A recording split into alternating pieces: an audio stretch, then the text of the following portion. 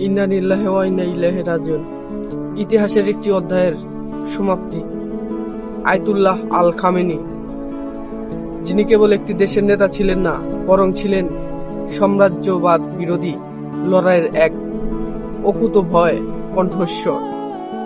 বর্তমানে এই অস্থির পৃথিবী তার মতো এক দৃঢ় চেতনার ও দূরদর্শী নেতার অভাব আজীবন অনুভব হবে। হে আল্লাহ, উম্মাহর এই সংকটময় মুহূর্তে আমাদের সঠিক পথ দেখান।